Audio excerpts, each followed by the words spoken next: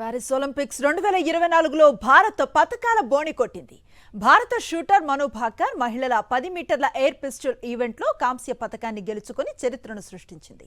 221.7 పాయింట్లతో మను భాకర్ మూడవ స్థానంలో నిలవగా దక్షిణ కొరియాకు చెందిన వైజేవ్ వోహ్ 243.2 పాయింట్లతో స్వర్ణాన్ని గెలుచుకుంది.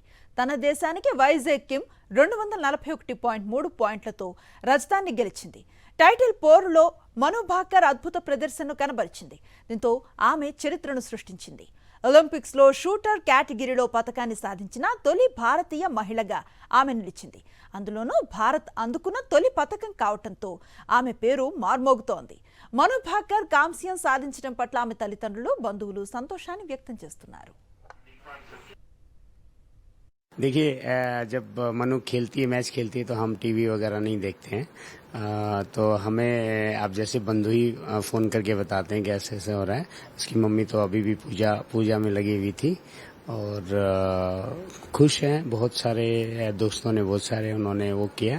तो मनु की मेहनत, जसपाल जी का आशीर्वाद और एनआरई और स्पोर्ट्स मंत्रालय का मदद, OGQ का सपोर्ट और बहुत सारा चीज़ें बहुत अच्छी लगी। सबने मिलके वो किया और मनु ने फाइनली 12 साल का ड्राफ्ट है वो कर दिया। ठीक, कंट्रोल करने के लिए शक्ति भगवान से लेनी होती है। तो किसी को भी मैं नहीं चाहती कि कोई बुरा माने, तो किसी को ठेस पहुंची हो तो मुझे माफ करना।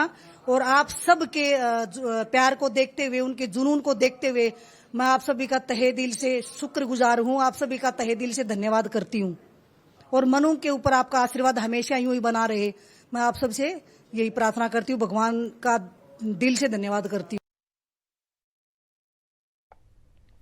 పారిస్ ఒలింపిక్స్ లో కాంస్యం సాధించిన షూటర్ మను భాకర్ కు ప్రధాని మోదీ అభినందనలు తెలిపారు.